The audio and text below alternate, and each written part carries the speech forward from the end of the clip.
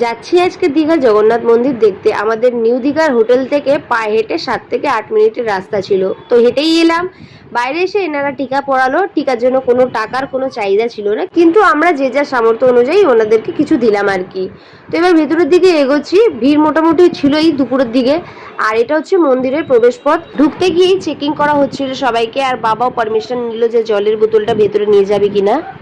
বাপরে বাপ, পায়ে তো পড়ে যাবে, কি খারাপ পড়ে যাবে। হেভি গরম, হেভি গরম। আসলে ওখানকার একজন বলছিল কি রাতে নাকি অনেক ভিড় হয়, কিন্তু আমার তো মনে হচ্ছে ভিড় হলেও জায়গাটা ভর্তি হবে না, না হলে সন্ধ্যাবেলাটাই আসতাম। আর কি সুন্দর লাগছে গো দেখতে, এই দেখো কি সুন্দর লাগছে, কতটা এরিয়া জুড়ে, কিন্তু পা খুব জ্বলছে। খুব সুন্দর জায়গা, আর খুব এরিয়া জুড়ে, মানে অনেকটা। এখন কাজ চলছে, কমপ্লিট হয়নি না? মা দাদা কই গেল গো? ওই যে ওই যে ওই যে ওখানে, না দেখতে পেয়েছি।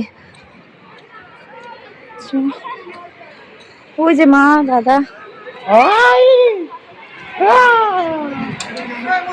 রাজা বেটা, রাজা বেটা। এই দরজার পেছনেই রয়েছে জগন্নাথ, সুভদ্রা আর বলরাম। ঠাকুরের ফটো কিংবা ভিডিও তুলতে অ্যালাউ করছে না।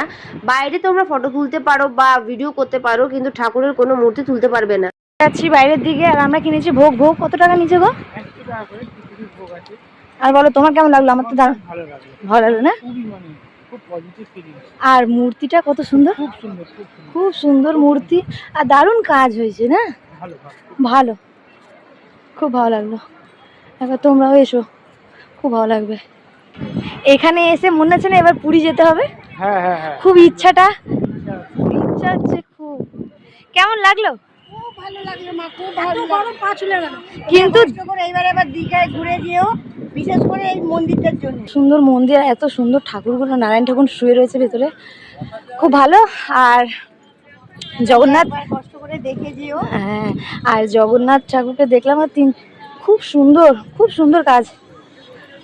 তোর কেমন লাগলো? ভীষণ ভালো, খুব গরম, সন্ধ্যেবেলা আসাটা বেটার না? সন্ধ্যেবেলা আসাটা বেটার। হ্যাঁ, ভালো লাগলো। এবার আমরা বেরাচ্ছি। ওই যে বাবা ওখানে রয়েছে, খুব সুন্দর লাগে। উল্টি হারিয়ে গেছিল। বাবার কাছে আছে। যাবো কই? ওই তো পেছনে জামাইবাবুর কাছে আসি আছে। কিছুক্ষণ আমরা শেডের মধ্যে ছিলাম। এখান থেকে এবার যাব ডাইরেক্ট হোটেল টোটো ধরে, তারপরে ওখানে লাঞ্চ করব। লাঞ্চ করে কিছুক্ষণ আরাম করে আজকে বেরোনোর কথা রয়েছে মোহনার দিকে। কেন আমি মোহনা কোনোদিন